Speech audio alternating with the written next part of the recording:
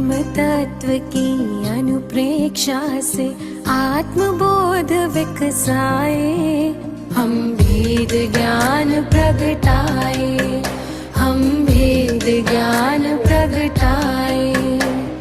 निज आत्म में रमण करें और देह भाव विसराए, हम भेद ज्ञान प्रगटाए, हम भेद ज्ञान प्रगटाए।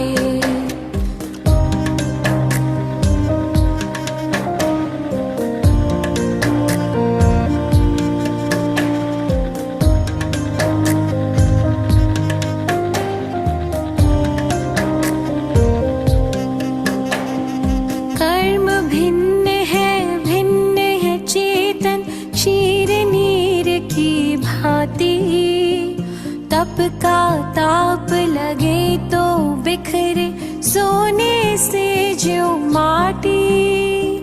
कर्म भिन्न है चेतन क्षीर नीर की भांति, तप का ताप लगे तो बिखरे सोने से जो माटी। सम्यक ज्ञाता सम्यक दृष्टा वे सुबोध कर पाए, हम भेद ज्ञान प्रगटाए, हम भेद ज्ञान प्रगटाए।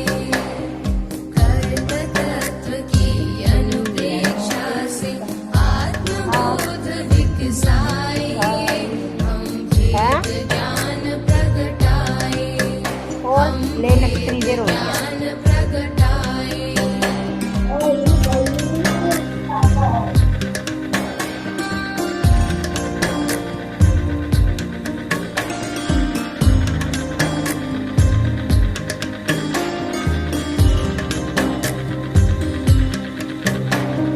पुण्य भी पुद्गल पाप भी पुद्गल, कर्म भेद ये सारे बंधते अरु सत्ता में रह नारे। पुण्य भी पुद्गल पाप भी पुद्गल, कर्म भेद ये सारे रहते फल दे न्यारे न्यारे। ज्ञान दीप संभाव की ज्योति जलाए, हम भेद ज्ञान प्रगटाए, हम भेद ज्ञान प्रगटाए। तत्व की अनुप्रेक्षा से आत्मबोध विकसाए, हम भेद ज्ञान प्रगटाए, हम भेद ज्ञान प्रगटाए।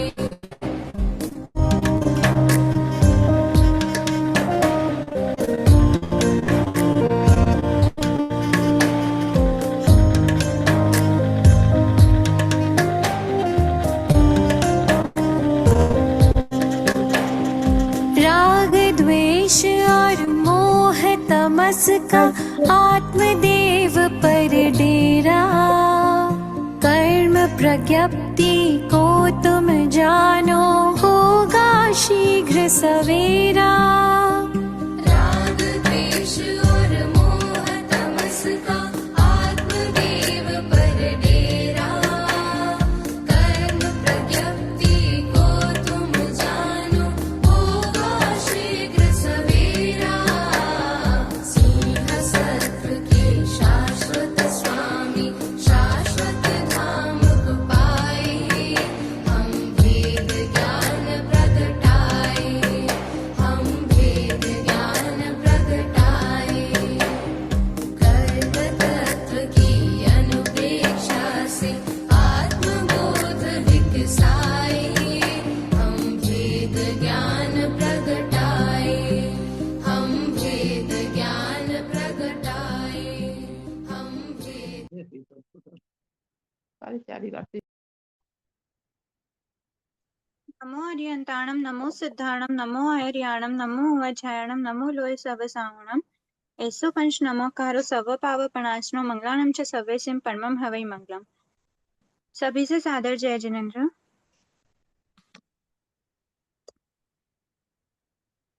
जय जिनेन्द्र। जय जिनेन्द्र दीदी। जय जिनेन्द्र। जय जिनेन्द्र दीदी। जय जिनेन्द्र। जय जिनेन्द्र। जय जिनेन्द्र।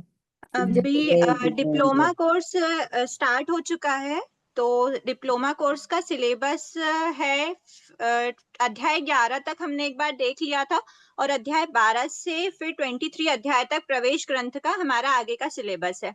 अब इसमें आगे का जो भी हमारा सिलेबस है, उसके पहले एक बार हम 11 तक का जो भी है मोटा मोटा देख लेते हैं, और फिर 12 के बाद से जिनकी अभी बुक नहीं आई है तो हम लोग पीडीएफ में से पढ़ाई करने के भाव रखते हैं, और जिनकी बुक्स आ गई हैं तो फिर आप बुक्स में से देख लीजिए, है ना। अभी लास्ट क्लास किसी ने पीडीएफ भी करी नहीं आई है। हुई हो?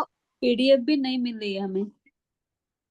अच्छा, मैं एक बार स्क्रीन नहीं, पीडीएफ तो भेजा गया, भेजा पीडीएफ मिल गई सबको। पीडीएफ में ही है। पीडीएफ मैं ग्रुप पे भेज दी होगी एक बार, और तो हम क्लास में भी गो थ्रू करते जाएंगे पीडीएफ से। और बाकी नहीं दीदी, हम लोग को नहीं मिला। ठीक है, एक बार देख लेते हैं, है ना, नहीं तो और एक बार डाल देंगे। होस्ट आप एक बार देख लेना, ठीक है। तो अभी एक बार हम देख लेते हैं। हमने 1 से 4 तक में कर्मों के बारे में जाना था। प्रवेश ग्रंथ था, मतलब प्रवेश हमने कर्मों की जो भी नॉलेज है उसमें हमने क्या करा था, प्रवेश किया था। अब इसके बाद आगे अभी हमें जो फर्स्ट से फोर्थ के बाद 5th से 11th जो इंटरमीडिएट का सिलेबस था उसमें हमने के बारे में देखा था। कर्मों की किस किस कर्म की कितनी कितनी स्थिति होती है, किस प्रकार से स्थिति बंध किया जाता है, ये सब हमने देखा था। फिर उसके बाद हमने 11 चैप्टर में देखा था कि जो 14 टाइप के गुणस्थान होते हैं, वो गुणस्थान एक बेसिक इंट्रोडक्शन सबका हमने लिया था। अब इस जो आगे है इसमें हमारी जैसे जैसे हमने देखा था कि जो गुणस्थान के बारे में जो हमने पढ़ा था कि एक एक गुणस्थान के जो भी नाम थे, हमने देखा था मोटे मोटे वो सभी मोहनी कर्म की जो प्रकृतियां हैं उन्हीं की वजह से वो गुणस्थान जीव चढ़ता है। मतलब आत्मा के ज्ञान दर्शन चारित्र, ये देखा था हमने, ज्ञान दर्शन चारित्र रूपी जो आत्मिक गुण है इनसे रिलेटेड, मतलब इनके अकॉर्डिंग जो भी, तो ये जो ज्ञान दर्शन और चारित्र हमने लिया था, तो चारित्र मोहनी हुआ, दर्शन मोहनी हुआ, ये सब हमारी जनरली मोहनी कर्म की प्रकृतियां थी, है ना। तो अभी भी हम क्या देखेंगे, मोहनी कर्म की प्रकृतियों से ये जो गुणस्थान का लेवल है वो मतलब मोहनी कर्म की प्रकृति के अंदर क्या क्या प्रोसेस होती है गुणस्थानों, हर एक गुणस्थानों में, जिसकी वजह से क्या होता है, जीव गुणस्थानों में चढ़ता है। जैसे हमने उसमें श्रेणी के भी डिस्कशन किया था, तो श्रेणी है, श्रेणी में क्या किस किस टाइप से श्रेणी चढ़ता है, क्या क्या प्रोसेस आत्मा में होती है, तो ये पूरा हमारा अभी आगे टॉपिक्स चलेगा। तो सबसे मोटा मोटी है, जब हमने देखा था कि पहला कौन सा गुणस्थान था, मिथ्यात्व का, मतलब मिथ्या दृष्टि का गुणस्थान था, मिथ्यात्व मोहनी के उदय के कारण। फिर सेकंड गुणस्थान में था साथ साधन सम्यक दृष्टि, मतलब मिथ्यात्व की ओर जो अभिमुख था। थर्ड गुणस्थान क्या था, थर्ड गुणस्थान में देखा था हमने सम्यक मिथ्यात्व वेदनी के उदय से जो भी गुणस्थान प्राप्त होता है, उसमें ना तो जीव को रुचि होती है और ना अरुचि होती है, ठीक है। इसके बाद आगे प्लीज जो अनम्यूट है एक बार म्यूट कर लीजिए ना, ताकि डिस्टरबेंस ना हो क्लास में। फिर उसके बाद हमने देखा था फोर्थ गुणस्थान, फोर्थ से ऊपर के 14 तक के जो भी गुणस्थान थे, सभी कौन से गुणस्थान, मतलब किसके गुणस्थान थे, कौन से जीव के, तो कहते हैं सम्यक दृष्टि जीव के गुणस्थान थे। तो सम्यक दृष्टि मतलब जिस जीव को सम्यक्त्व की प्राप्ति है, सम्यक्त्व जिसके सम्यक वेदनी का उदय है, या फिर व्हाटएवर जो भी है, उदय है, उदय नहीं भी है, वो भी श्रेणी चढ़ जाते, तो उदय खत्म हो जाता है, हमने देखा था। तो ये मतलब जो 23 प्रकृति हैं उनका उपशम करते हुए श्रेणी चढ़ता है, या फिर क्षय करते हुए श्रेणी चढ़ता है, ये हमने डिस्कस किया था। लेकिन सम्यक्त्व से रिलेटेड सम्यक दृष्टि के जो भी गुणस्थान है वो है 4 से 14 तक, ठीक है। अब ये 4 से 14 तक के जो गुणस्थान है वो सम्यक्त्व से अगर रिलेट करते हुए, तो सम्यक्त्व क्या होता है, सम्यक्त्व किस जीव को प्राप्त होता है, सम्यक्त्व कब प्राप्त होता है, ये सारी प्रोसेस अब हम डिटेल में देखने के भाव रखते हैं।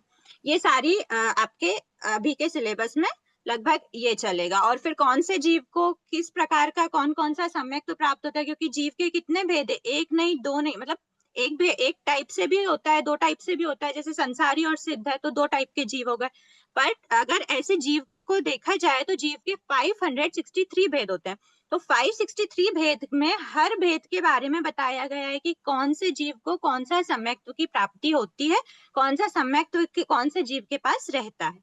तो ये सारी भी प्रोसेस जो भी है, ये सब कुछ हम अभी के डिटेल में देखेंगे आगे, सिलेबस में आपको है। ठीक है, तो आज हम एक बार जो हमारा 11 तक हमने लगभग देखा है और 12th को हम एक बार देखते हैं।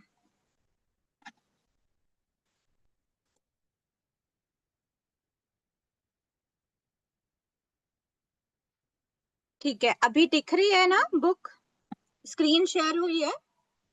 ये आपकी बुक है प्रवेश ग्रंथ अध्याय 12 से 23 का।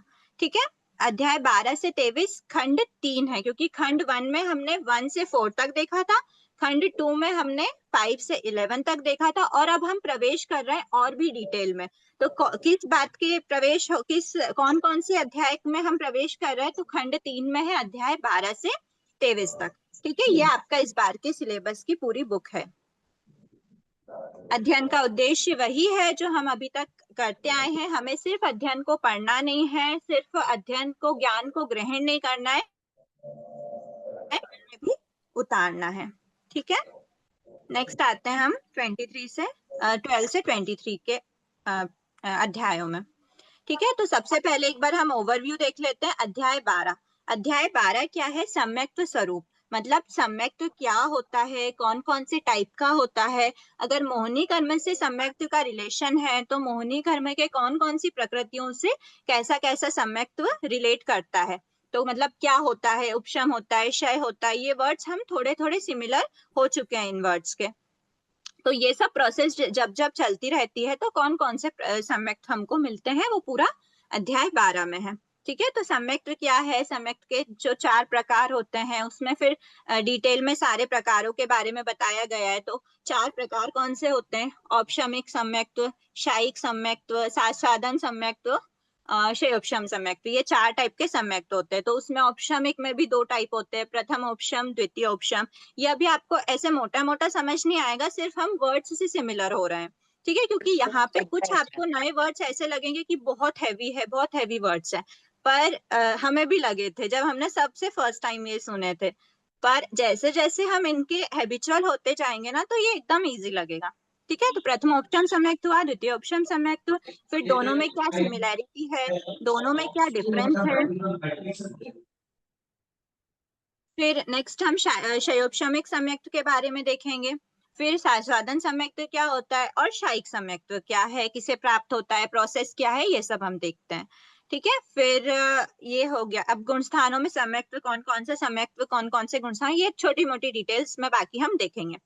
फिर अध्याय 13 है, 13 में जो भी जीव के 563 भेद है, उसमें मतलब कौन कौन से सम्यक्त्व में कौन कौन से जीव पाए जाते हैं। मतलब जैसे अगर सम्यक दृष्टि जीव है तो कौन से जीव ऐसे हैं जो सम्यक दृष्टि हैं, कौन से जीव ऐसे हैं जो मिथ्या दृष्टि हैं, कौन से जीव ऐसे हैं जो ओनली सम्यक दृष्टि होते हैं, जिनको कभी मिथ्या दृष्टि जो नहीं बनते हैं।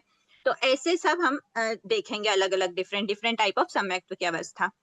फिर अध्याय 14 में क्या है, तो अध्याय 14 में 4 गति में के जो जीव है उनमें सम्यक्त्व बताया है कि नरक गति में कौन कौन सा सम्यक्त्व है। इसमें इससे पिछले वाले 13 में हमने क्या देखा था कि जो सम्यक्त्व की अवस्थाएं हैं वो अवस्था कौन कौन। आवाज नहीं आ रही। मेरी आवाज क्लियर है? नहीं आ रही दीदी। आ रही आवाज तो अब आ क्लियर रही है। हाँ आ रही है आवाज। सही शायद है। कोई नेटवर्क इश्यू हो गया होगा बीच में, तो हाँ। वैसे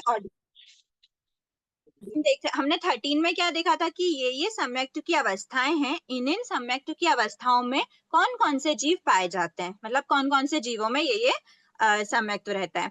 फिर अब 14 में क्या देखेंगे कि अगर नरक गति है तो नरक गति है, अगर पूरी एक नरक गति को लेते हैं जिसमें सातों नरका मतलब सातों ही नरक इन्वॉल्व है, तो ऐसे सातों नरक के जीव हैं, उनमें कौन कौन से सम्यक्त्व पाए जाते हैं, कौन से सम्यक्त्व की अवस्था है, मिथ्यात्व की अवस्था है, जो भी है, चारों गति की अपेक्षा हम देखेंगे। फिर जो 15 है, अब यहाँ से थोड़ा सा क्या हुआ हमारा 13 और 14 में, हमने जो अध्याय 13 और अध्याय 14 था उसमें एक दूसरे के अपोजिट देखा है, सम्यक्त्व में जीव देखे हैं और 14 में जीवों में कौन कौन सा सम्यक्त्व है, 4 गति की अपेक्षा देखा। अब 15 से जो आगे बढ़े ना वो क्या है, अध्याय 15 में हमने मूल कर्मों में प्रकृति बंध स्वामित्व, मूल कर्म कौन है? 8 जो मूल कर्म है वो उन मूल कर्मों के बंध कौन करते हैं, स्वामित्व मतलब स्वामी। एक बार प्लीज म्यूट कीजिए ना, थोड़ा सा डिस्टरबेंस हो रहा है।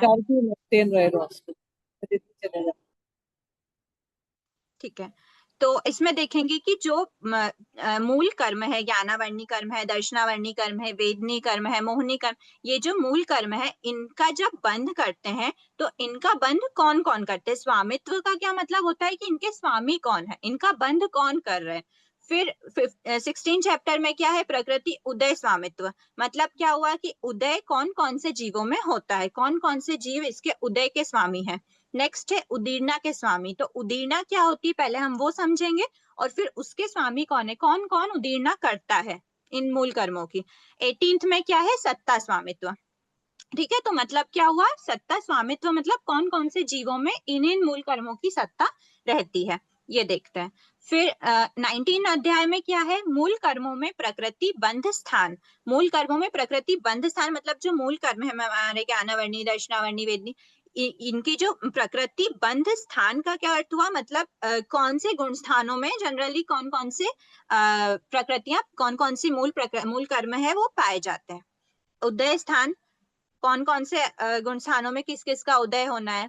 फिर उदीर्णा स्थान, कौन कौन से गुण स्थानों में कौन कौन से मूल कर्मों का उदय है। और फिर वैसे ही सत्ता स्थान देखेंगे। और फिर संवेद भंग, ये थोड़ी सी डिफरेंट चीज है, ये हम देखते हैं। ये भी भंग वाली बात है कि भंग जैसे होता है ना, भंग मतलब कितने टाइप से, हम जैसे हमने उसमें भी देखा था ज्ञान ग्रहण और पालन के हमने 8 भंग बनाए थे, ये ऐसे इस टाइप से थोड़ा सा भंग बनाने वाली चीज है, वो अध्याय 23 में देखते हैं। ठीक है, तो ये हो गई हमारे 23 अध्यायों का इंट्रो पार्ट। ठीक है, अब हम आते हैं अध्याय 12 पे। एक मिनट दीदी, एक पूछना था, ये जैसे खंड 3 है तो ऐसे टोटल कितने खंड होते हो रहेंगे ये कर्म ग्रंथ सीखने में?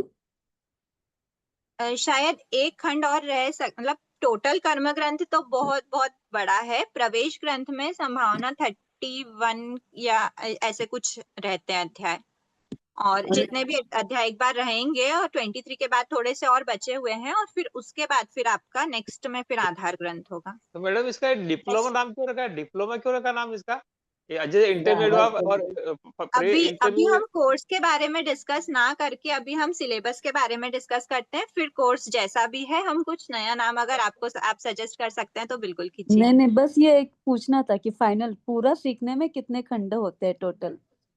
वो बात सही है, वो बहुत बहुत विस्तार मतलब बहुत डिटेल में है, अभी तो कर्म ग्रंथ काफी बचा हुआ है, अभी थोड़े थोड़े करके हम अगर पढ़ाई करेंगे तो विषय में ज्यादा गहरे उतरेंगे, है ना। ओके। ठीक है, अब हम स्टार्ट करते हैं अध्याय 12। अध्याय 12 क्या है, सम्यक्त्व स्वरूप। तो सम्यक्त्व स्वरूप, सम्यक्त्व क्या होता है, सम्यक्त्व का स्वरूप, स्वरूप मतलब किसी भी चीज के बारे में जब हम डिटेल में नॉलेज देखते हैं, उसका पूरा परिचय करते हैं कि वो क्या है, कैसा है, ये सब क्या होता है, उसका स्वरूप बताना, है ना। तो यहाँ पर हम स्वरूप किसका बता रहे हैं, यहाँ पर हम सम्यक्त्व का स्वरूप बता रहे हैं। सम्यक्त्व मतलब सम्यक कितने कितने टाइप का होता है, और कौन कौन सी जनरली सिर्फ, और जनरली तो क्या बोले, सिर्फ मिथ्यात्व की प्रकृति से ही सम्यक्त्व के अलग अलग जो भी टाइप जीवों को जैसे भी सम्यक की अवस्था होती है वो मिथ्यात्व वेदनी की प्रकृतियों के कारण, मिथ्यात्व कर्म मतलब मिथ्यात्व तो नहीं, सॉरी, मोहनी कर्म की प्रकृतियों के कारण से होते हैं, है ना। तो वो हम देखते हैं। सम्यक्त्व क्या होता है, सम्यक्त्व सबसे बेसिक डेफिनेशन हमने पहले भी पढ़ रखी है, सुदेव, सुगुरु, सुधर्म और जीव अजीव आदि 9 सद्भाव पदार्थों के यथार्थ स्वरूप पर संपूर्ण श्रद्धा होना सम्यक्त्व कहलाता है। अगर आंशिक श्रद्धा है, अश्रद्धा है, तो वो मिथ्यात्व की अवस्था आ जाएगी। आंशिक श्रद्धा या आंशिक अश्रद्धा मतलब कुछ भी आंशिक रूप से भी अगर श्रद्धा है, थोड़ी सी भी श्रद्धा है और थोड़ी सी भी अश्रद्धा हो रही है, डाउट आता है, संपूर्ण श्रद्धा होना ही सम्यक्त्व कहलाता है। थोड़ा सा भी डाउट अगर आ रहा है तो वो मिथ्यात्व की कैटेगरी में ही आता है। और अगर अश्रद्धा है, विपरीत श्रद्धा, तो वो भी मिथ्यात्व में ही आता है। और ना श्रद्धा होना ना अश्रद्धा होना वो भी सम्यक्त्व नहीं है, वो सम्यक मिथ्यात्व कहलाता है। तो सम्यक तो क्या है? सुदेव, सुगुरु, सुधर्म। जीव अजीव आदि 9 सद्भाव पदार्थ। 9 सद्भाव पदार्थ कौन से हैं? जीव, अजीव, पुण्य, पाप, आश्रव, संवर, निर्जरा, बंध, मोक्ष, ये जो 9 सद्भाव पदार्थ हैं, इन पदार्थों के यथार्थ स्वरूप पर, जो एक्चुअल इनका स्वरूप है कि जीव क्या होता है, जीव कौन है, अजीव क्या है, पुण्य क्या होता है, पाप क्या है, आश्रव, निर्जरा, ये सब क्या है, इनका जो भी एक्चुअल स्वरूप है उस पर क्या होना? संपूर्ण श्रद्धा होना। ऐसा नहीं कि हमने पानी में तो जीव मान लिए, पर पानी में फिर उसमें भी हम डाउट कर रहे हैं कि ऐसा कैसे हो सकता है कि पानी में अगर राख मिल गई तो आवाज फिर नहीं आ पानी, रही दीदी, अगर पानी में आवाज नहीं आ रही। आवाज आ रही है, सब आ रही, बराबर आ रही। क्लियर है आवाज, क्लियर। ठीक है, आप एक बार, जिन्हें आवाज नहीं आ रही, एक बार आप थोड़ा सा सिग्नल नेटवर्क में आइए तो शायद आ सकती है आवाज, है ना। तो ऐसे जो भी उनका एक्चुअल स्वरूप है, वो स्वरूप में क्या करना? संपूर्ण श्रद्धा। जैसा भगवान ने बताया है वैसा ही, यथार्थ जो भगवान ने बताया वैसा ही स्वरूप हम मानते हैं। ऐसी श्रद्धा होना क्या होता है? सम्यक्त कहलाता है। ठीक है, तो अब ये जो सम्यक्त है, सम्यक्त के बारे में अब हमें ना नए नए वर्ड्स सीखने मिलेंगे। तो ऐसा बिल्कुल नहीं सोचना कि इस सिलेबस में वर्ड बहुत हैवी है। ऐसा सोचना कि इस सिलेबस के माध्यम से मुझे बहुत नए नए वर्ड्स सीखने को मिल रहे हैं। ठीक है, बार बार हम पढ़ेंगे, उन शब्दों को रिपीट करेंगे तो हम उन शब्दों के यूज टू हो जाएंगे। ठीक है, आजकल वैसे भी बच्चों के ही जनरली नए नाम रखे जाते हैं, तो क्या बोलते हैं? इतना टफ नाम है। जब फर्स्ट बार सुनेंगे तो हम क्या बोलते हैं? कितना टफ नाम है, कैसे याद रखेंगे। वही अगर बच्चा अगर डेली डेली डेली हम वही नाम से पुकारते हैं तो हमारे लिए वो वर्ड बहुत सिमिलर हो जाता है। इसी तरह से यहाँ पर जो भी नए वर्ड्स सीखने मिलेंगे उनको हैवी नहीं समझना है। रिपीटेडली हम उनको अगर बार बार प्रोनाउंस करेंगे, बोलेंगे, या फिर नहीं भी याद आ रहा है तो हम बार बार बुक में देखेंगे कि क्या वर्ड था, क्या वर्ड था, तो फिर हमें वो याद हो जाएगा। ठीक है, सबसे पहला यहाँ पे एक वर्ड आ रहा है भव सिद्धिक। दूसरा वर्ड है शुक्ल पाक्षिक। तो भव सिद्धिक, इसको वर्ड को समझना। भव सिद्धिक, भव मतलब जनरली ऐसा बोला जाता है, भव जो वर्ड होता है वो भविष्य को लेकर के कहीं कहीं भी, मतलब जैसे बोलते हैं भावी, भावी तीर्थंकर होने वाले, तो भावी तीर्थंकर क्या मतलब? आने वाले समय में, भविष्य में वो तीर्थंकर होने वाले। तो भव सिद्धिक, ये जो भव वर्ड दिया, ये किसकी अपेक्षा मान सकते हैं? ये फ्यूचर की अपेक्षा। सिद्धिक मतलब जो सिद्धि गति को प्राप्त करेंगे, अवश्य ही जो इन फ्यूचर, अभी करे, अभी मतलब इस समय से लेकर ये जो वर्तमान समय है वो एक ही समय का वर्तमान समय माना जाता है। इस समय के जस्ट अगला समय, समय हमने देखा ना, समय कितना सूक्ष्म होता है, काल का सबसे सूक्ष्म अंश होता है समय, इसके और विभाग नहीं कर सकते। तो एक समय बहुत सूक्ष्म है, इस समय के भी अगला जो समय होता है वो भी फ्यूचर का गिना जाता है, वो भी भविष्य काल में गिना जाता है। तो प्रेजेंट सिर्फ और सिर्फ ये समय है, एट प्रेजेंट जो है। तो इस समय के बाद मतलब फ्यूचर में जो सिद्ध गति को प्राप्त करने वाले, वो जीव क्या कहलाते हैं? भव सिद्धिक। भव सिद्धिक जीव क्या होते हैं? इसकी हम डेफिनेशन एक बार देख लेते हैं, नीचे टिप्पणी में दी हुई है। भव सिद्धिक मतलब जो जीव सिद्धि गति को अवश्य प्राप्त करेंगे वे भव सिद्धिक कहलाते हैं। ठीक है, अवश्य मतलब डेफिनेटली इन फ्यूचर वो सिद्धि गति को प्राप्त करेंगे ही करेंगे। और इसका अपोजिट क्या होता है? तो वो होता है अभव सिद्धिक। अ मतलब यहाँ पर जो अ वर्ड है वो नेगेटिविटी का को दर्शा रहा है, मतलब जो भव सिद्धिक नहीं है। भव सिद्धिक नहीं है मतलब इन फ्यूचर कभी भी सिद्धि गति को वो प्राप्त करने वाले नहीं है, कभी भी वो इस संसार में ही भटकते रहेंगे, कभी सिद्धि गति को प्राप्त नहीं करेंगे। ऐसे जीव क्या कहलाते हैं? अभव सिद्धिक जीव कहलाते हैं। तो ये जो अभव सिद्धिक जीव है, सॉरी, जो भव सिद्धिक जीव है वो भव सिद्धिक जीव, अभव सिद्धिक तो कभी प्राप्त करेंगे ही नहीं मोक्ष को, पर जो भव सिद्धिक जीव है उसमें भी दो ऑप्शन है। क्या ऑप्शन है? अनादि काल से हमारी आत्मा संसार में भटकती आ रही है, और हमारा अगर हम जो भी जीव अगर भव सिद्धिक है तो वो अवश्य ही सिद्धि गति को प्राप्त करेगा। इसका मतलब क्या हुआ कि डेफिनेटली वो उसकी क्या होगा? संसार का जो परिभ्रमण है वो रुकेगा। परिभ्रमण मतलब वर्ड थोड़ा हैवी हो गया, परिभ्रमण मतलब भ्रमण। भ्रमण क्या होता है?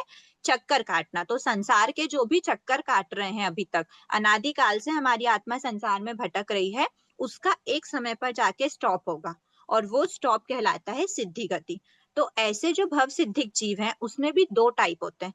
एक टाइप तो ये होता है देखो हर जीव का मोक्ष जाना फिक्स्ड है, ठीक है, मतलब मोक्ष जाना फिक्स्ड नहीं, क्षमा याचना, मोक्ष मोक्ष जाने का, हर भव सिद्धिक जीव के मोक्ष जाने का समय फिक्स्ड है कि ये जीव इसी समय पर मोक्ष गति को प्राप्त, सिद्धि गति को प्राप्त करेगा। तो उस सिद्धि गति को प्राप्त करने के अर्ध पुद्गल परावर्तन काल, मतलब ये पुद्गल परावर्तन काल बहुत बहुत बड़ा काल है। पर ये हम जो आगे आधार ग्रंथ में आपको पूरी डिटेल मिलेगी, जो भी काल का स्वरूप होता है डिटेल में सब समझेंगे। पर पुद्गल परावर्तन मतलब जनरली जैसे जो पुद्गल के बारे में बोला जाता है कि पुद्गल पूरा रिपीटेशन, लोक में कितने ही पुद्गल टूटते बिखरते हैं, हमने देखा ना कि पुद्गलों का स्वभाव ही क्या होता है, मिलना बिखरना। तो जो भी प्रोसेस वगैरह होती है, जो भी होते हैं, मतलब बहुत बहुत बहुत काल, लंबा काल है, ये पुद्गल परावर्तन काल कहलाता है। तो ऐसे पूरा एक पुद्गल परावर्तन का हाफ मतलब अर्ध पुद्गल परावर्तन काल। तो जो ये मान लीजिए ये फाइनल है पॉइंट जीव के मोक्ष जाने का, और अनादि काल से वो संसार में से भटक मतलब संसार में भटक ही रहा है पिछले अनादि काल से, और वो अनादिकाल से भटकता भटकता भटकता बिल्कुल अपने मोक्ष जाने के थोड़ी सी रेंज पहले वो आया। कितनी रेंज पहले आया? अर्ध पुद्गल परावर्तन काल। इतना ही काल अब उसका संसार में बचा है, इसके बाद डेफिनेटली वो मोक्ष चला जाएगा। तो ऐसा जो जीव है वो क्या कहलाता है? वो कहलाता है शुक्ल पाक्षिक जीव। मतलब शुक्ल पाक्षिक क्या होता है? शुक्ल पाक्षिक की डेफिनेशन देख लेते हैं एक बार। जिन जीवों का संसार काल, मतलब अनादि काल से वो संसार में भटक रहा है और अब उसका स्टॉपेज होने वाला है संसार काल का, तो संसार काल कितना रिमेनिंग बचा उसका? तो जिन जीवों का संसार काल अर्ध पुद्गल परावर्तन या उससे कम शेष है, मतलब मैक्सिमम अर्ध पुद्गल परावर्तन काल है या फिर उसके अंदर एंटर कर चुका है, मतलब वो सभी जीव जैसे वो अर्ध पुद्गल परावर्तन काल उसका बचा, उसके बाद वो जो अर्ध पुद्गल परावर्तन काल जब तक वो रहेगा संसार में, वो क्या कहलाएगा? वो शुक्ल पाक्षिक ही कहलाएगा। ऐसा नहीं है कि only at a one point, कि सिर्फ अर्ध पुद्गल परावर्तन वाला जो पॉइंट है उसी पे शुक्ल पाक्षिक कहलाया फिर वापस से दूसरा कहला गया, ऐसा नहीं होता। अगर एक बार उसका अर्ध पुद्गल परावर्तन बचा तो उसके बाद वो टोटल काल जितना भी संसार में रहेगा वो कौन सा जीव कहलाएगा? वो कहलाएगा शुक्ल पाक्षिक जीव। तो इसका अपोजिट क्या होता है? तो ये होता है कृष्ण पाक्षिक जीव। कृष्ण पाक्षिक क्या होता है? कृष्ण पाक्षिक मतलब जिनका संसार काल अनादि काल से चल रहा है और अभी उनका मोक्ष जाना, भव सिद्धि की ही बात करी है, ठीक है। अभव सिद्धि की तो मतलब उनके लिए हम ऐसा नहीं बोलेंगे कि वो हमेशा कृष्ण पाक्षिक ही रहते हैं, उनके लिए कुछ भी नहीं बोलना, पर हम अंदर से समझ लेंगे कि वो कभी शुक्ल पाक्षिक नहीं बनते। इसीलिए भव सिद्धिक में ही दो टाइप करे, कृष्ण पाक्षिक और शुक्ल पाक्षिक। तो जीव कृष्ण पाक्षिक था और अभी तक उसका मोक्ष जाने का अर्धपुद्गल परावर्तन काल शेष नहीं बचा, संसार काल बहुत सारा बचा है, मोर देन अर्धपुद्गल परावर्तन। तो इसीलिए वो कृष्ण पाक्षिक कहला रहा है। और जैसे ही उसका मोक्ष जाने का समय निकट आया, कितना निकट आया? अर्धपुद्गल परावर्तन काल। तो अब वो क्या कहला गया? अपने आप ही वो कहला जाता है, ऐसे कुछ विशेष वो नहीं है कि इसमें भी कोई प्रोसेस लग रही है, क्या लग रही है, वो जीव ही क्या कहला जाएगा? शुक्ल पाक्षिक कहला जाएगा।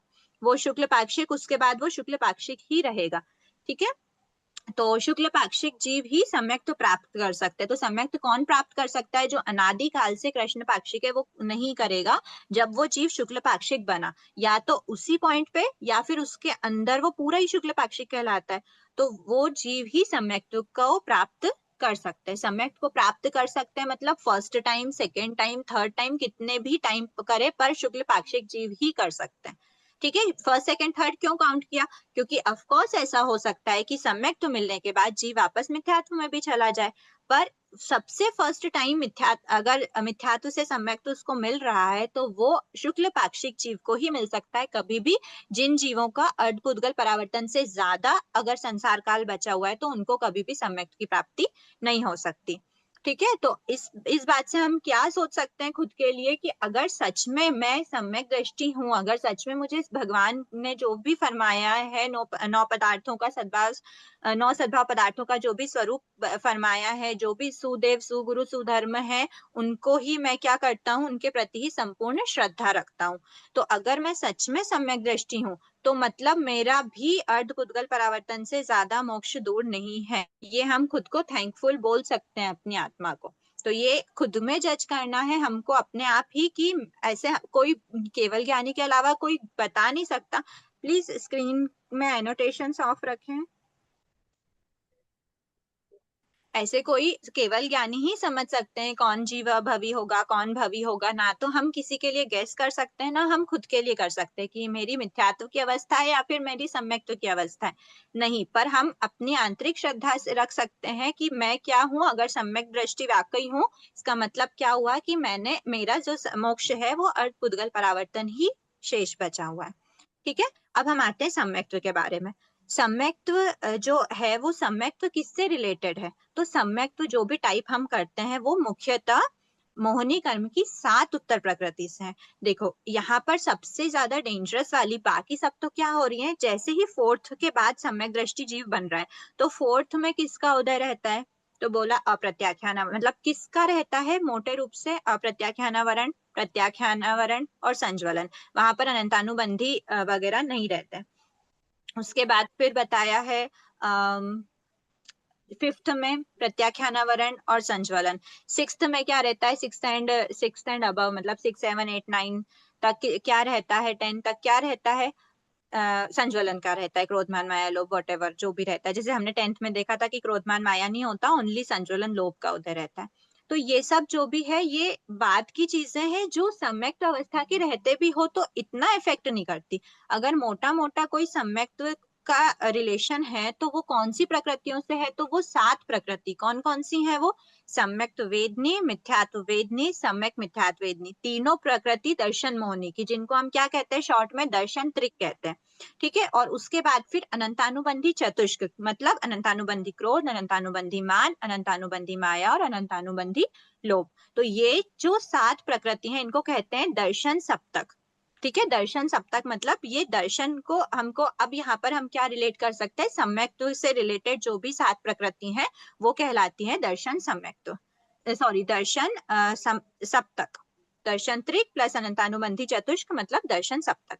ठीक है, उपर्युक्त 7 प्रकृतियों को संक्षेप में दर्शन सप्तक कहते हैं। दर्शन सप्तक की विभिन्न अवस्थाओं मतलब क्या है? उदय, क्षय, उपशम, ये जो भी प्रोसेस होती है, उदय हो रहा है, किसी में क्षय हो रहा है, किसी में उनका उपशम हो रहा है। उपशम मतलब उन जिनका उदय नहीं है पर वो सत्ता में है, वो हमने देखा था उपशम श्रेणी में। के आधार पर सम्यक्त के 4 भेद किए गए। तो सम्यक्त के 4 भेद किसके आधार पर है? तो वो है या तो उपशम है या क्षयोपशम है, क्षय है, उदय है। ये सब जो भी होता है वो सम्यक्त के 4 प्रकार बताए गए हैं।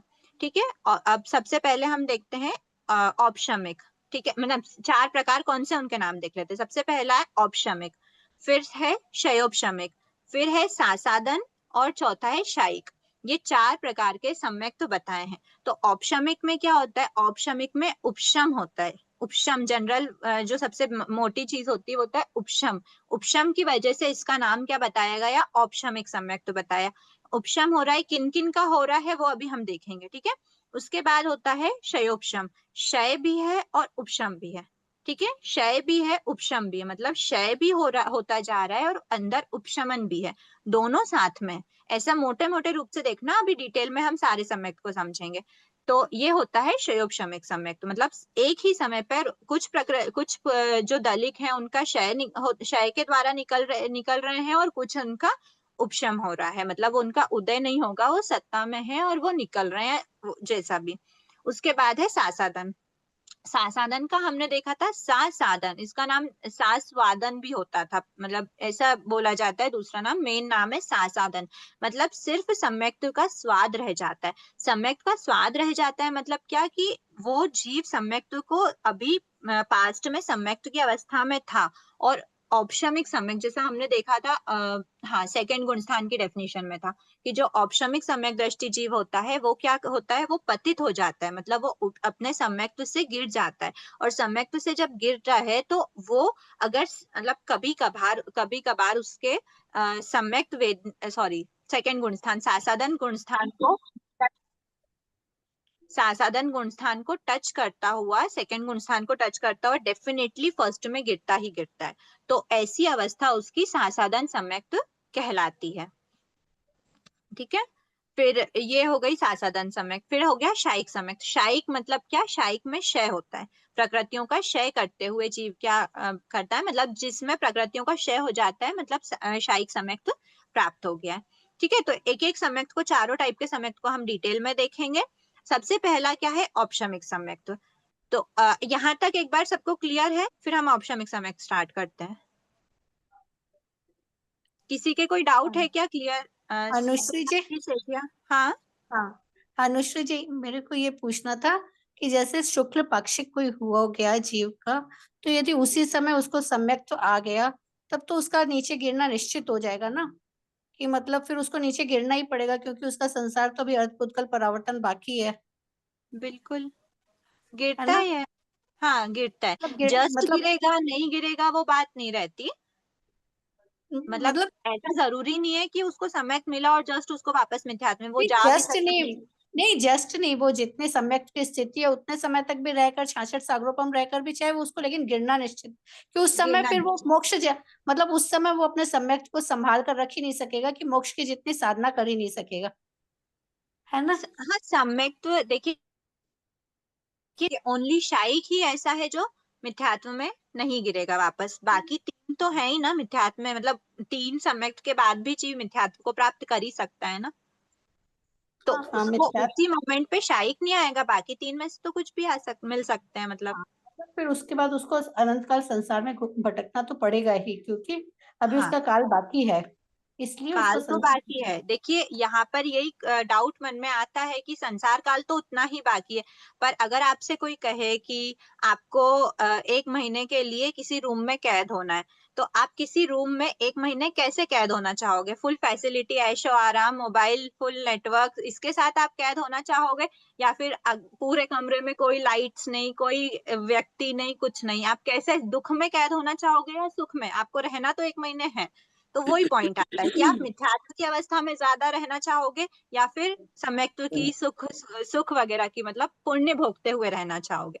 इसीलिए पुण्य कमाने के लिए कहा जाता है कि मोक्ष तो निकट है ही, बट हमारे कर्मों की निर्जरा होगी तो हमें ऑफकोर्स दुख तो जाएगा ही। हमारा लक्ष्य क्या है? हमारा लक्ष्य शाश्वत सुख है, शाश्वत सुख के साथ प्रेजेंट सुख भी तो शाश्वत सुख तक ही पहुंचाएगा ना।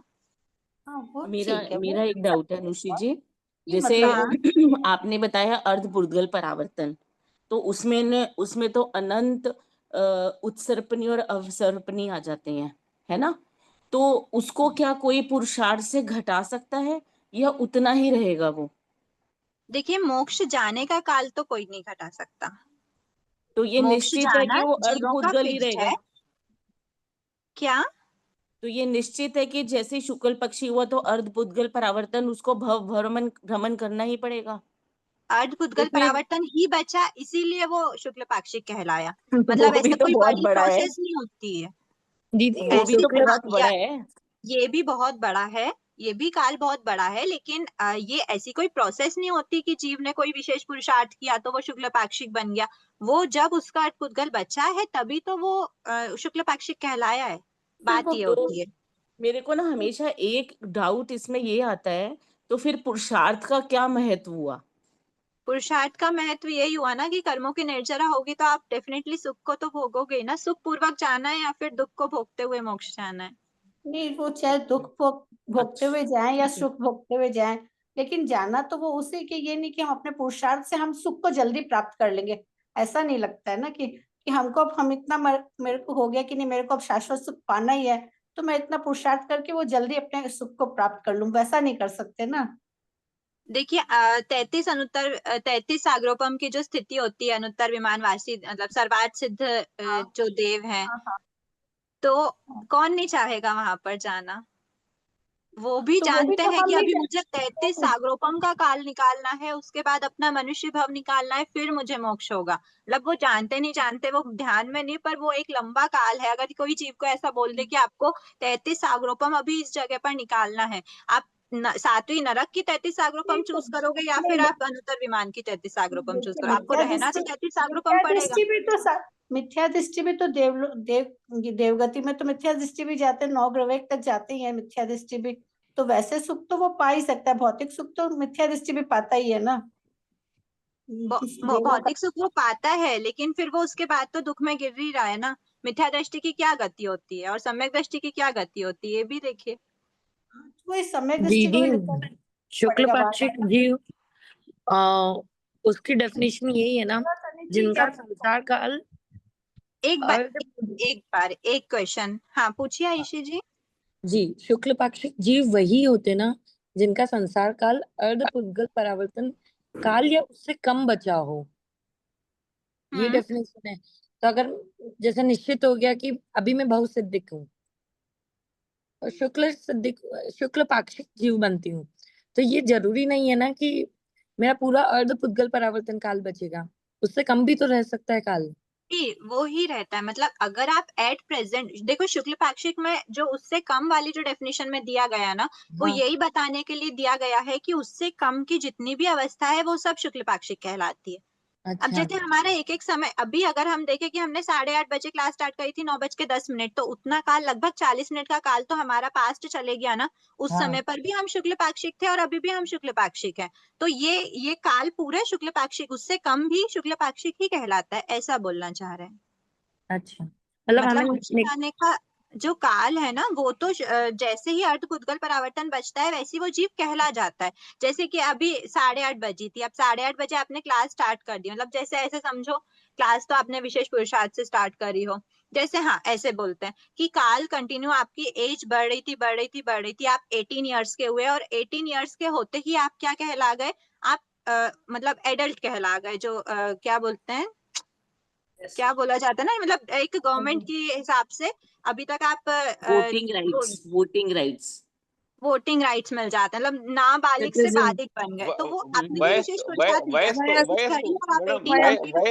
वयस्क हो गए नहीं, वयस्क। वयस्क नहीं, माइनर मेजर, यस, चलो चलो एक माइनर बार सीनियर सिटीजन का ले लेते हैं। अगर 60 मानते हैं सीनियर सिटी, तो क्या आपने कोई विशेष पुरुषार्थ किया 60 तक जाना है? नहीं, आप तो पूरा 60 वर्ष अपनी लाइफ जिए जिए, और जैसे ही आप 60 वर्ष के हुए उसके बाद आपको क्या एक टाइटल टैग मिल गया कि आप क्या हो, सीनियर सिटीजन हो। तो वैसा ही जीव अभी अनादिकाल से आ रहा था और अभी उसका अब ओनली एंड ओनली अर्धपुद्गल परावर्तन बचा है, तो उसको टैग मिल जाता है शुक्ल पाक्षिक का।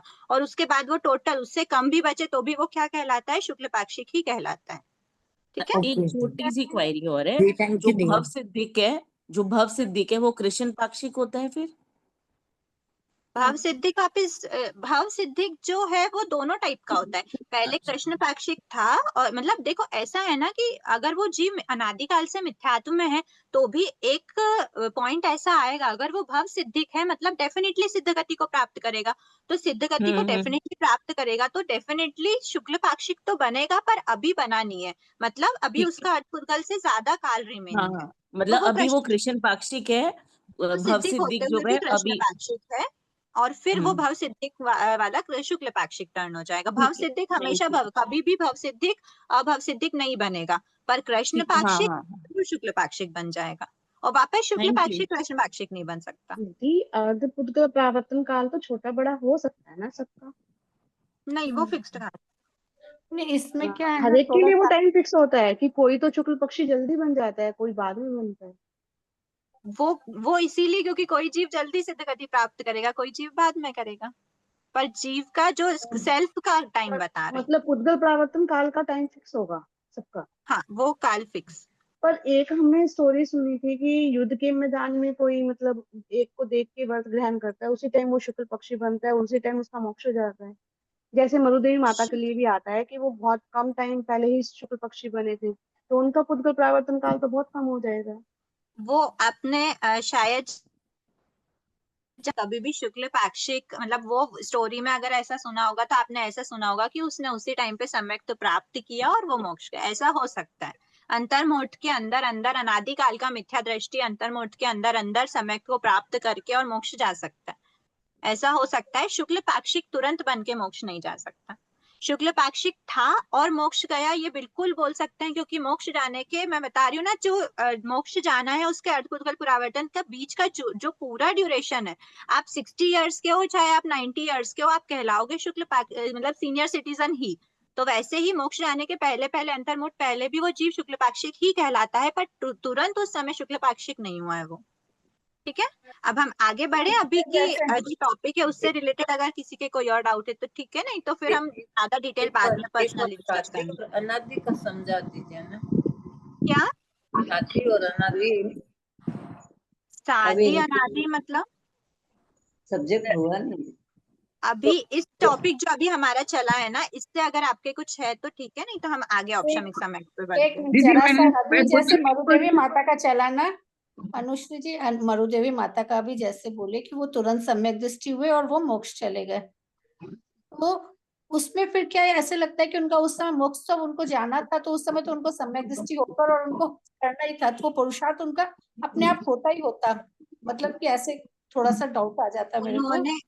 उन्होंने शायद अपने अर्जुन माली को है कि अब उस समय उनको मोक्ष जाना ही था, तो उनको बस उनको वो होना ही था, तो उनको हम उसी यदि समय अभी मोक्ष पुरुषार्थ जाना कर रहे हैं था, तो भी हम और शायद उन्होंने अपने पास्ट के की अवस्था में रहते हैं। आप 7वीं नरक में होगे तो आप कितना कषाय में रहोगे, और कितनी आपकी कितने अशुभ लेशिया में कितने पाप कर्मों के बंद करोगे, और आप वही अगर 33 जीव 9 ग्रैव्यक तक भी जाता है तो मिथ्या दृष्टि अवस्था में भी आप 9 ग्रैव्यक के जो देवता है वो कितने, मतलब वो पाप को बहुत, अगर वो मिथ्यात्व अवस्था है तो भी वो पाप की अवस्था में इतने नहीं रहता है। अभी ही हम देखते हैं कितने ही भव सिद्धिक अभव सिद्धिक जीव हैं, वो हमें नहीं पता कि सामने वाला जीव मिथ्या दृष्टि है और वो अभव सिद्धिक है, तो कभी सिद्ध गति को प्राप्त, पर वो एकदम सरल स्वभावी होता है, वो एकदम लाइट पाप कर्म करने वाला होता है। बिल्कुल हो सकता है, पाप पुण्य तो सम्यक दृष्टि मिथ्या दृष्टि किसी के भी हो सकते हैं, पर हर जीव कितना लाइट उन मतलब जितनी अशुभ जगह पर आप जाओगे, आप अपने अभी खुद समझो ना, मैं आपको जैसे एग्जांपल बता रही हूँ, आपको एक अकेले अंधेरे कमरे में बंद कर दिया जाए, वहां पे आपके कषायों का क्या लेवल होगा, और आपको अगर एक बहुत फैसिलिटी है, आपको आरामदायक ठीक है, अब मैं इस टॉपिक को नहीं मतलब बोलूंगी, मिथ्या मुझे थोड़ा दृष्टि सा जीव भी डाउट शुक्ल था। पक्षी हो सकते हैं ना? मिथ्या दृष्टि जीव शुक्ल पक्षिक, हाँ हो सकता है, क्योंकि ऑफकोर्स सम्यक से मिथ्यात्व में तो गिरेगा ही ना शुक्ल पाक्षिक के टाइम पर। नहीं नहीं नहीं, मिथ्या दृष्टि कैसे शुक्ल पाक्षिक होगा? शुक्ल पाक्षिक होगा तो फिर तो वो उसका भव भ्रमण परिमित हो गया। पर वो मिथ्या दृष्टि भी हो सकता है, मिथ्या दृष्टि सम्यक दृष्टि चेंज निकालता है, क्योंकि सम्यक का इतना लंबा काल नहीं हो सकता। एक सिर्फ स्वामी भी तो कुछ नहीं, वक्त नहीं, तक नहीं, मिथ्या दृष्टि में आप रहे एक चीज थे। देखो, एक मिनट, जो शुक्ल पाक्षिक है वो अर्ध पुद्गल परावर्तन में वो मोक्ष जाएगा, तो अगर मिथ्या दृष्टि शुक्ल पक्षी हो गया तो वो भी चला जाएगा, फिर मिथ्या दृष्टि तो मोक्ष जाएगा ही नहीं। सॉरी मिथ्या सॉरी दृष्टि सॉरी सॉरी सॉरी, जाने मैं के अगर वो पहले पहले मिक्स तो कर सम्यक गई। दृष्टि हो गई ना। नहीं नहीं नहीं, राइट राइट, मैं मिक्स हो गई भविक में, अभविक में और मिथ्या दृष्टि में। राइट राइट राइट, ठीक है। मिथ्या दृष्टि सम्यक दृष्टि में चेंज हो सकते हैं, भव सिद्धिक अभव सिद्धिक में स्विच नहीं हो सकता। आगे बढ़े, हाँ बढ़िया ठीक है। सॉरी। ऑप्शन में किसी के और कुछ पर्सनल डाउट रह गए तो आप पर्सनली जैसा भी हो, है ना। औपशमिक सम्यक्त्व, औपशमिक सम्यक्त्व क्या होता है, देखिए नाम से ही बताया है, जिसमें उपशम है, तो उपशम तो है, मतलब उपशम डेफिनेटली उपशम तो होना ही है, पर जो हमने टोटल 7 प्रकृति पढ़ी ना, उसमें से कुछ प्रकृति का उपशम है, और क्योंकि औपशमिक सम्यक्त्व का क्या हो गए, 2 पार्ट्स हो गए, पहला पार्ट हो गया प्रथमोपशम और दूसरा पार्ट हो गया द्वितीयोपशम। प्रथम उपशम मतलब फर्स्ट टाइम प्राप्त करने वाला, द्वितीय उपशम मतलब बाद की बातें हैं, मतलब द्वितीय उपशम को क्या बोल सकते हैं कि वो फर्स्ट टाइम नहीं है, फर्स्ट के अलावा सबसे फर्स्ट टाइम जो प्राप्त हो रहा है वो प्रथमोपशम सम्यक्त्व है, और उस द्वितीय उपशम सम्यक्त्व अलग हो गया। द्वितीय उपशम मैं आपको एक मोटा मोटा बताती हूँ, द्वितीय उपशम सम्यक्त्व उपशम श्रेणी पर जब जीव चढ़ता है तब द्वितीय उपशम सम्यक्त्व प्राप्त होता है, ठीक है। अब आप धीरे धीरे आगे पढ़ते जाओगे तो आपको और समझ में आता जाएगा डिटेल में। प्रथमोपशम सम्यक मतलब एट फर्स्ट, सबसे पहले ही क्या कर रहा है वो, सम्यक्त्व को प्राप्त कर रहा है या उपशम सम्यक्त्व को प्राप्त कर रहा है, तो प्रथम उपशम है। और उसके बाद प्रथम उपशम में क्या होता है और द्वितीय उपशम में, ये 2 पार्ट हो गए, तो ये 2 पार्ट किस वजह से, मतलब इन दोनों के पार्ट के बीच में थोड़ा सा डिफरेंस भी डालना जरूरी है, तो वो डिफरेंस क्या डलता है जो अनंतानुबंधी चतुष्क है उसके कारण से, क्योंकि हमने 7 प्रकृति देखी, उसमें हमने 2 देखा, एक तो दर्शन त्रिक है और एक है अनंतानुबंधी चतुष्क, है ना। तो दर्शन त्रिक में दोनों अवस्था, चाहे वो प्रथमोपशम सम्यक्त हो चाहे वो द्वितीयोपशम सम्यक्त हो, दोनों ही टाइम पर क्या होता है, दर्शन त्रिक का उपशम होता है। मतलब कभी ऐसा नहीं होता कि सम्यक वेदनी, सम्यक मिथ्यात्व वेदनी, सम्यक वेदनी, मिथ्यात्व वेदनी और सम्यक मिथ्यात्व वेदनी, ये वाली जो 3 प्रकृतियां हैं, इनका क्या हो रहा हो, क्षय हो, उदय हो या फिर क्षयोपशम हो, ऐसा कुछ नहीं होता। उनका ओनली एंड ओनली उपशम होता है। उपशम मतलब क्या, दबा हुआ है, अंदर सत्ता में है पर उदय नहीं है। तो ये 3 प्रकृति का हमेशा क्या होगा, उपशम होगा औपशमिक सम्यक्त्व में। तो फिर ये डिफरेंस कहाँ पर आया प्रथमोपशम और द्वितीयोपशम का, तो ये आया है अनंतानुबंधी चतुष्क के कारण। जब अनंतानुबंधी चतुष्क का आत्मा में क्षयोपशम चल रहा होगा, क्षयोपशम मतलब क्या, उनका क्षय भी हो रहा है और उपशम भी हो रहा है। तो ये बाद में हम क्षयोपशम को डिटेल में देखेंगे। मोटा मोटी क्षयोपशम क्या कहलाता है, क्षयोपशम मतलब उसका, जैसे हम जनरल भाषा में क्या बोलते हैं, किसी का कोई बहुत इंटेलिजेंट तो क्या, किसी का मतलब ज्ञान का लेवल बहुत ज्यादा है, जैसे उसको बहुत सारा ज्ञान है, तो हम क्या बोलेंगे, यार जो बहुत जल्दी पकड़ लेता है कोई भी टॉपिक को समझाने पे जैसे भी, तो उसका हम क्या बोलते हैं, इसका ज्ञान का क्षयोपशम अच्छा है।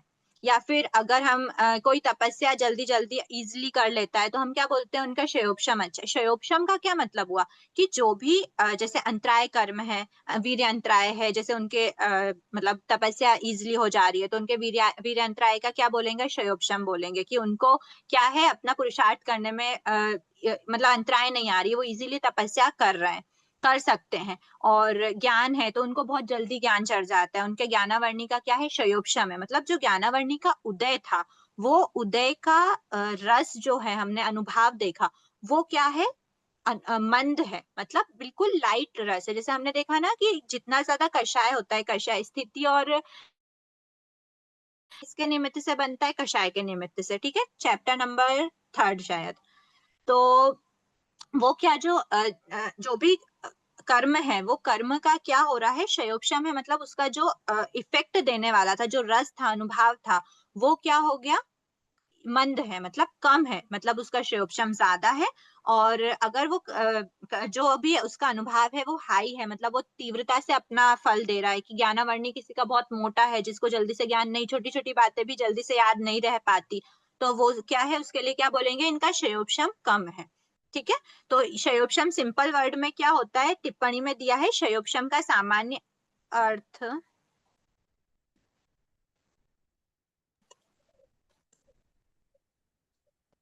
सॉरी, क्षयोपशम का सामान्य अर्थ क्या बताया, कर्मों के अनुभाव, मतलब जो रस है उसको उपशम, उपशम मतलब प्रभावहीन, या तो टोटल उसका उदय बंद कर देना, कुछ भी उदय नहीं आएगा, उसका उदय नहीं आ रहा, मतलब कुछ भी प्रभाव नहीं पड़ रहा उस कर्म का, या फिर मंद करना मतलब कम करना, करके आत्मिक गुण को प्रकट करना। जैसे ज्ञान क्या है, आत्मा का गुण है, तो ज्ञानावर्णी का क्षयोपशम हो रहा है, मतलब आत्मा का ज्ञान गुण प्रकट हो रहा है। तो क्षयोपशम का क्या अर्थ हुआ, कर्मों के अनुभाव को या तो टोटल प्रभावहीन कर दिया, या फिर उसको हल्का मंद कर दिया, मतलब थोड़ा सा ही उसका उदय चल रहा होगा, ऐसा। तो और अगर वो थोड़ा सा ही उदय है तो आत्मिक गुण क्या हुआ, प्रकट हुआ, या टोटल उसका उपशम कर दिया तो आत्मिक गुण प्रकट हुआ। तो ये होना क्या कहलाता है, क्षयोपशम। तो जब अनंतानुबंधी का क्षयोपशम है, मतलब अनंतानुबंधी या तो हमने अंदर दबा दिया है, या फिर बहुत हल्का उदय है, उसका इतना ज्यादा उदय नहीं है कि वो जो भी अनंतानुबंधी अपना फल देता है वो फल पूरा दे सके, इतने पावर के साथ दे सके, ऐसा पावर उसमें नहीं है। वो या तो उसका मंद है, या फिर वो टोटल उसको दबा दिया है, पर अंदर सत्ता में है वो, पर उसको ऊपर से दबा दिया। तो ऐसी जब अवस्था होती है तो वो अवस्था कहलाती है प्रथमोपशम सम्यक्त्व की। और जब अनंतानुबंधी आत्मा में से हटा दिया जाता है, जब उसका टोटल क्षय कर दिया जाता है, तो वो क्या हो जाता है, आत्मा में सत्ता में से हट गया, मतलब क्षय है।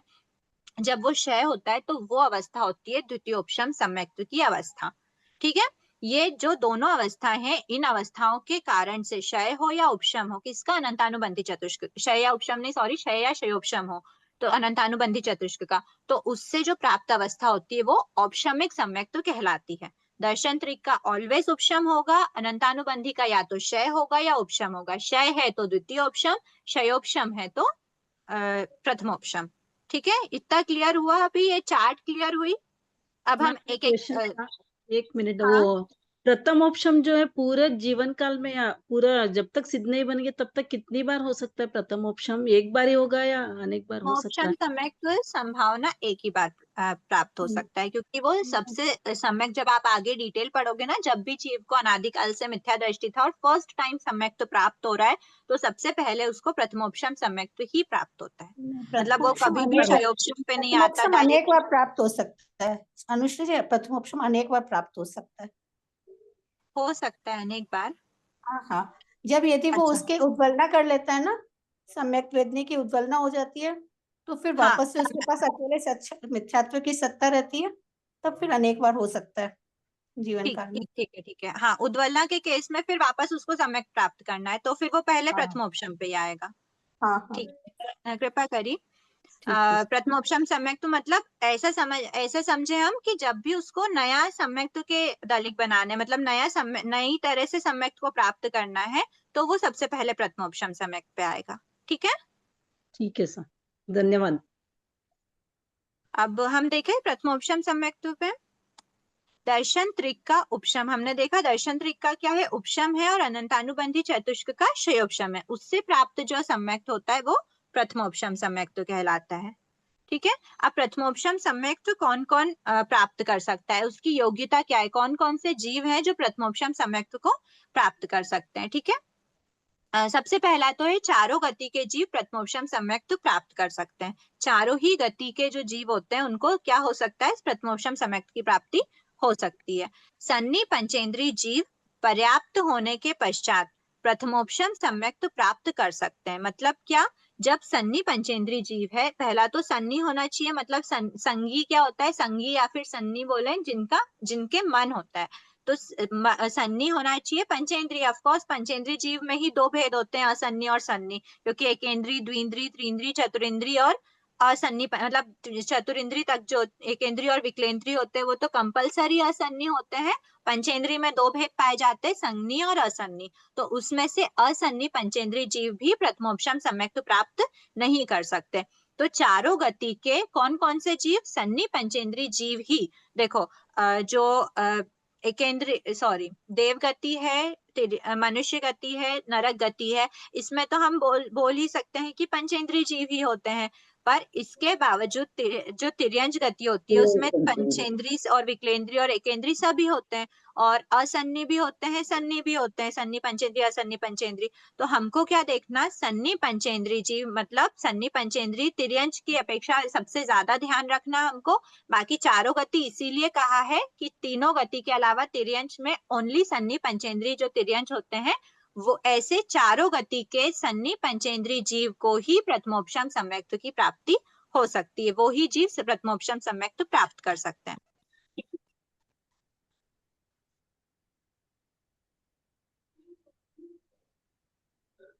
ठीक है, फिर थर्ड पॉइंट आया अनादि मिथ्या दृष्टि। अब कौन है अनादि मिथ्या दृष्टि? मेरी आवाज क्लियर है? जी क्लियर। गूंज रही है थोड़ी। सत्ता कोई कुछ पूछ रहा है क्या? अब आपने इसमें पूछा हमारा अनादि पॉइंट मिथ्या आया है। दृष्टि के लिए हाँ, वो मोहिनी कर्म की 26 प्रकृति की सत्ता का है ना। एक बार देखते हैं ना आगे, एक बार फर्स्ट और सेकंड वाले पॉइंट हुए, अब थर्ड पे आते हैं। अनादि मिथ्या दृष्टि मतलब अनादि काल से मिथ्या दृष्टि। हाँ ठीक है, यहाँ पर वो पॉइंट है कि जो मोहिनी कर्म की 26 की मतलब टोटल कितने होते हैं, 28 प्रकृतियां होती है। 28 प्रकृतियों में से सत्ता किसकी है, तो अभी 26 की ही सत्ता है, इसीलिए वो अनादि मिथ्या दृष्टि। अनादि मिथ्या दृष्टि मतलब जिसने कभी भी सम्यक, हाँ ठीक है, यहाँ पर वो पॉइंट आ गया, प्रथमोपशम मोर देन वन टाइम हो सकता है ऐसा वाला। तो अभी अनादि मिथ्या दृष्टि है, मतलब अभी तक उसने सम्यक्त की प्राप्ति नहीं करी, क्योंकि जब सम्यक्त की प्राप्ति करते हैं तो सम्यक्त की प्राप्ति के बाद ही हमारे सम्यक्त वेदनी और सम्यक मिथ्यात्व वेदनी का क्या होता है, हमारी सत्ता में वो दो प्रकृतियां क्रिएट होती है। तो अनादि काल से जो जीव मिथ्या दृष्टि है उसके पास मोहिनी कर्म की कितनी प्रकृति होंगी, तो 26 ही होंगी, जिनका बंध हो सकता है। हमने देखा ना, बंध योग्य मोहिनी कर्म में कितनी ली थी हमने, 26 ली थी, दो नहीं ली थी। क्योंकि क्यों नहीं ली थी, क्योंकि इन दोनों का कभी बंध नहीं होता। मिथ्यात्व के ही जो पार्टिकल्स है मतलब पार्टिकल्स मतलब जो मिथ्यात्व के दलिक होते हैं मिथ्यात्व होने के, उन्हीं को सम्यक वेदनी और सम्यक मिथ्यात्व वेदनी में कन्वर्ट किया जाता है। तो वो अनादि मिथ्या दृष्टि के पास वो दोनों कन्वर्जन अभी तक हुए नहीं है, क्योंकि वो सम्यक प्राप्ति की प्रोसेस में होता है। तो अनादि मिथ्या दृष्टि है तो वो जीव प्रथमोपशम प्राप्त कर सकता है। लेकिन उसके साथ साथ सादी मिथ्या दृष्टि, सादी मिथ्या दृष्टि का क्या अर्थ हुआ? अनादि मतलब अभी तक उसकी मिथ्या दृष्टि अनादि काल से क्या है, वो मिथ्या दृष्टि। और सादी मिथ्या दृष्टि मतलब कि मिथ्या दृष्टि की अभी आदि हुई है, अभी अनादि काल से मिथ्या दृष्टि अब आदि हुई है का क्या अर्थ हुआ? कहीं पे बीच में ब्रेक आया था, मतलब कहीं पे वो सम्यक को प्राप्त किया था, उसके बाद फिर वो वापस मिथ्यात्व में गिरा है, तो वो उसका क्या हुआ? मिथ्या दृष्टि की, मिथ्यात्व की क्या हुई? आदि हुई। तो वो क्या कहलाया? सादी मिथ्या दृष्टि जीव। ठीक है, तो ऐसे सादी मिथ्या दृष्टि जो जीव है, अनादि मिथ्या दृष्टि एवं सादी मिथ्या दृष्टि, दोनों प्रकार के जीव प्रथमोपशम सम्यक तो प्राप्त कर सकते हैं। ठीक है, परंतु किसी भी प्रकार के सम्यक दृष्टि जीव प्रथमोपशम सम्यक तो प्राप्त नहीं कर सकते। क्यों? क्योंकि सम्यक दृष्टि है, मिथ्या दृष्टि तो प्राप्त कर लेगा क्योंकि उसको अब सम्यक करना है, पर सम्यक दृष्टि ऑलरेडी है तो फिर वो सम्यक तो और क्या, मतलब उसको सम्यक की जब नीड ही नहीं है ना, वो जीव सम्यक तो मिला हुआ है उसको, सम्यक दृष्टि अवस्था उसकी, तो वो सम्यक दृष्टि अवस्था में प्रथमोपशम सम्यक तो प्राप्त नहीं कर सकते। क्यों नहीं कर सकते? क्योंकि इतना ध्यान रख लेना, प्रथमोपशम जो सम्यक तो होता है, प्रथमोपशम सम्यक तो किस लिए जनरली प्राप्त किया जाता है? वो सम्यक तो अभी मिथ्या दृष्टि था, अब उसको सम्यक तो प्राप्त करना है, तो वो प्रथमोपशम सम्यक को प्राप्त कर रहा है। ठीक है, फोर्थ पॉइंट क्या है? आयु कर्म को छोड़कर शेष 7 कर्मों की स्थिति अंतः कोड़ाकोड़ी सागरोपम की होने पर ही जीव प्रथमोपशम सम्यक प्राप्ति के लिए 3 करण करता है। 3 करण करता है मतलब ये प्रोसेस है, आगे समय अगर जीव को प्रथमोपशम सम्यक तो प्राप्त करना है तो वो एक प्रोसेस होती है, 3 प्रोसेस के द्वारा वो प्रथमोपशम सम्यक की प्राप्ति करता है। मतलब पहले वो जो भी अपने आत्मा में आत्मा के परिणामों को इतना विशुद्ध करता है, फिर दूसरे टाइप से विशुद्धि होती है, फिर तीसरे टाइप की विशुद्धि आत्मा के परिणामों में होती जाती है, वैसे वैसे उसके नए नए कर्म बंध और जो भी पुराने कर्म है वो सब क्षय वगैरह होते रहते हैं। तो ये सब जो 3 प्रोसेस उसकी होनी है, उसके पहले जीव उन प्रोसेस तक पहुंचना है, तो जीव के आत्मा में जो भी कर्म है उनकी क्या कंडीशन, क्या स्थिति होनी, स्थिति मतलब उनकी क्या सिचुएशन होनी चाहिए। तो ऐसा बताया कि आयु कर्म, आयु कर्म की तो हम बात ही नहीं कर रहे, क्योंकि आयु कर्म की स्थिति हम पहले से स्टॉक में नहीं रखते, हम नई स्थिति को बंद करते हैं जो हमको अगले भाव में भोगना है, ओनली एंड ओनली उतनी स्थिति हम रखते हैं, और उसके साथ साथ जितनी रिमेनिंग हमारी है अभी की उतनी की सत्ता रखेंगे, फिर ये कंप्लीट होगी, नेक्स्ट भाव की आयु हम लोग जो भी भोगते करते हैं उसके अगले भाव की एक एक की आयु की हम आगे बढ़ाते हैं सत्ता।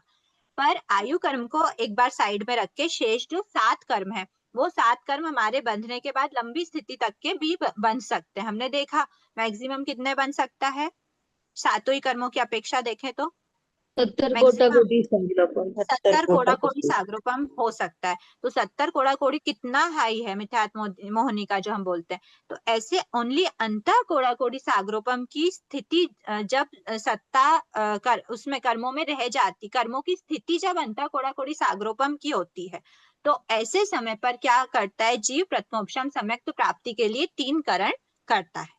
ठीक है, अब एक बार हम ज्ञातव्य बिंदु, ठीक है यही है जनरल है ज्ञातव्य बिंदु में, फिर हम नेक्स्ट क्लास से इसको एक बार इसको आप पढ़िए, फिर और हम इसमें जो भी होता है देखने के, और फिर प्रथमोपशम सम्यक की क्या क्या प्रक्रिया होती है उसको प्राप्त करने की, वो देखने के भाव रखते हैं। तो ज्ञातव्य बिंदु में है प्रस्तुत अध्याय में अनादि मिथ्या दृष्टि जीव को प्रथमोपशम सम्यक प्राप्ति संबंधी प्रक्रिया का वर्णन। हाँ ठीक है, अभी जो यहाँ पर हम प्रोसेस पढ़ेंगे जो भी प्रथमोपशम सम्यक की प्राप्ति की, वो हम सिर्फ किसकी अपेक्षा पढ़ रहे हैं? जिसने अभी तक सम्यक को प्राप्त नहीं किया है, मतलब वो सम्यक को प्राप्त करके फिर उसकी उद्वलना वगैरह करता है, ये सब जो भी प्रोसेस है उसके बारे में हम डिस्कस नहीं कर रहे। अभी हम सिर्फ इतना ही पढ़ रहे हैं इस अध्याय में कि जो अनादि काल से मिथ्या दृष्टि जीव है वो किस प्रकार से नया सम्यक प्राप्त करता है, सिर्फ वही प्रोसेस हम देखेंगे। सेकेंड है मोहिनी कर्म की 26 प्रकृति की सत्ता होती है, उनके सम्यक वेदनी सम्यक मिथ्यात्व वेदनी की सत्ता नहीं होती। अतः वे जब भी सम्यक्त्व प्राप्त करते हैं प्रथमोपशम सम्यक्त्व ही प्राप्त करते हैं, अनादि मिथ्या दृष्टि। क्यों? क्योंकि उनके अंदर सम्यक वेदनी और सम्यक मिथ्यात्व वेदनी की सत्ता नहीं है, उनको अब नई सत्ता जनरेट करनी है, इसीलिए तो वो अनादि मिथ्या दृष्टि कहलाए। और उनके अंदर नहीं है ये सत्ता, तो हम क्या कहेंगे? मोहिनी कर्म की कितनी प्रकृति की सत्ता है? ओनली 26 की है। प्रथमोपशम सम्यक्त्व प्राप्ति के प्रथम समय में मोहिनी कर्म की 28 प्रकृति की सत्ता हो जाती है। मतलब जैसे ही वो सम्यक्त्व प्रथमोपशम सम्यक्त्व प्राप्त करता है तो प्राप्त करने के फर्स्ट समय में ही, क्योंकि ऑफकोर्स अब वो प्रथमोपशम सम्यक्त्व प्राप्त कर चुका है, तो सम्यक प्राप्त किया हुआ है, मतलब अब उसके पास सम्यक वेदनी की भी सत्ता है, सम्यक मिथ्यात्व वेदनी की भी सत्ता है, तो टोटल कितनी सत्ता हो गई? तो अब बोलेंगे कि उसके पास मोहिनी कर्म की 28 हो गई। पर अभी तक कितनी थी? तो अभी तक उसके पास 26 प्रकृति की ही सत्ता थी। ठीक है। समय अर्चना आज ज्ञान सीखने के पहले का पाठ अनुज्ञा नहीं ले पाए, आज हम क्लास को इतना ही रखते हैं। अहो आचार्य भगवान, अहो उपाध्याय भगवान, आपकी कृपा से जो ज्ञान हमने सीखा है वह ज्ञान हमारे भीतर विनय की अभिवृद्धि करे, सहनशीलता का विकास करे, सरलता को बढ़ाए, हम निष्प्रिय बने, अनासक्त बने, पांचों इंद्रियों पर विजय प्राप्त करें, शीघ्र ही परम वितरागता को प्राप्त करें। हमसे हुई अविनय साधना के लिए क्षमा करें। अच्छा, हमने अनुज्ञा ली थी ना सबसे स्टार्टिंग में?